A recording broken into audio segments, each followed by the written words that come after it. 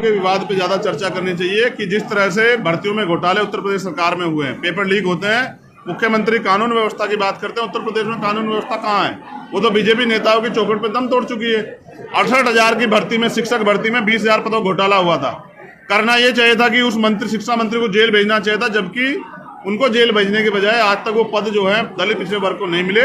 ये बड़े शर्म की बात है बीजेपी सरकार में, ऐसा अन्याय जो दलित पिछड़ों के साथ हो रहा है। दोनों नेताओं को ने जो कहा वो उनके व्यक्तिगत राय हैं। एक बात तो सत्य है कि भारतीय जनता पार्टी और आरएसएस के लोग आज भी दलित पिछड़े आदिवासियों को इंसान समझने के लिए तैयार नहीं हैं। आज भी वो उनकी पार्टियों में भी जो दलित पिछड़े आदिवासी अल्पसंख्यक वर्ग के लोग हैं उनको जातिगत टिप्पणी करके अपमानित करते हैं। इसके लिए बीजेपी को सोचना चाहिए।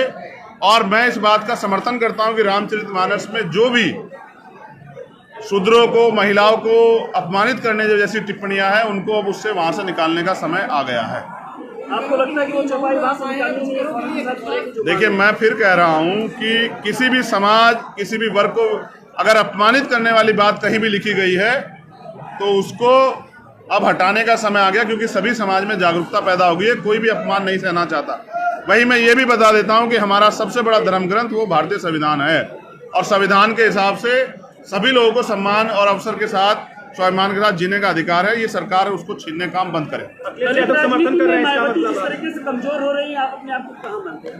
नहीं, मैं तो इन वर्गों में, दलितों के साथ पिछड़ों, आदिवासी और अल्पसंख्यक वर्गों में ये चेतना जागरूक करने का काम कर रहा हूं कि वो बीजेपी के, आरएसएस के हथकंडों से सावधान होके अपनी वोट का प्रयोग एकजुट होकर करे, जिससे कि इनको सत्ता से बेदखल किया जा सके।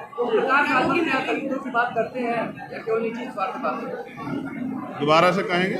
ओम प्रकाश राजभर की राजनीति क्या लगती है? दलित की है? मैं किसी को क्यों बताने लगा? मैं कोई पत्रकार थोड़ा ही किसी को डिफाइन करूं।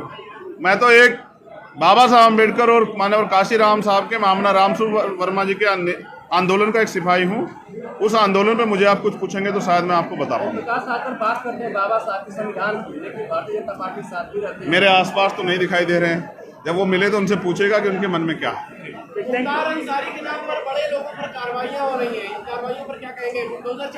देखिए, बीजेपी सरकार ने उत्तर प्रदेश में कोई ऐसा काम नहीं किया जिसके दम पे वो लोगों के बीच जाके वोट मांग पाए। अभी नड्डा जी की, और वो खुद मुख्यमंत्री उस सभा में थे, आपने देखा लोग नहीं थे।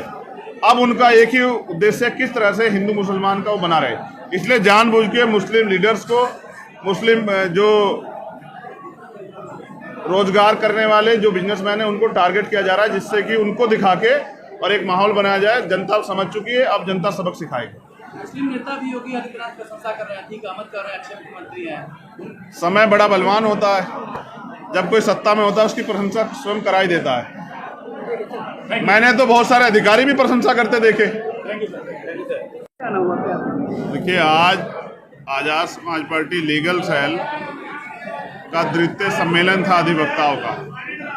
पहला सम्मेलन पश्चिम में हुआ था, ये पूर्वी उत्तर प्रदेश का सम्मेलन है।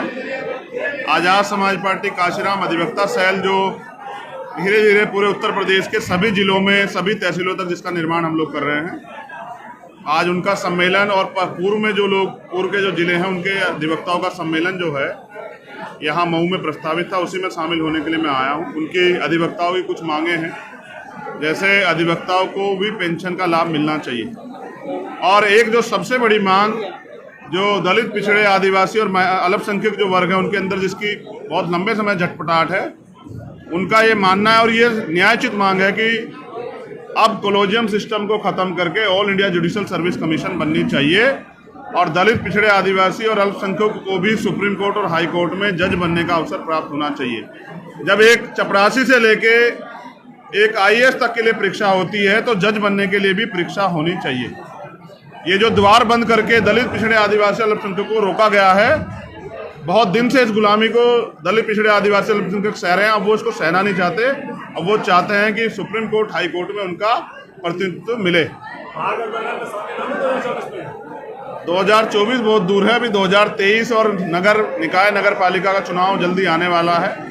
मुझे उम्मीद है कि जो सुप्रीम कोर्ट ने आदेश दिए थे कि जल्द से जल्द जो है ट्रिपल टेस्ट पास की जो रिपोर्ट वो आ जानी चाहिए, जिसको सरकार ने लापरवाही कारण जो चुनाव पीछे हटा, अब मुझे उम्मीद है कि मार्च के बाद अप्रैल तक वो रिपोर्ट आ जाएगी और नगर निकाय चुनाव होंगे, और नगर निकाय चुनाव आजाद समाज पार्टी गठबंधन दलों के साथ मजबूती से लड़ेगी। 24 से क्या प्लानिंग है? जानबूझ के पिछड़े वर्ग के लोगों का प्रतिनिधित्व छीनने के लिए जो भारतीय जनता पार्टी की सरकार ने ट्रिपल टेस्ट की जो है आवश्यकता जो नीडेड थी वो पूरी नहीं की, उसके कारण ये चुनाव लंबे समय तक वापिस ठहर गया है।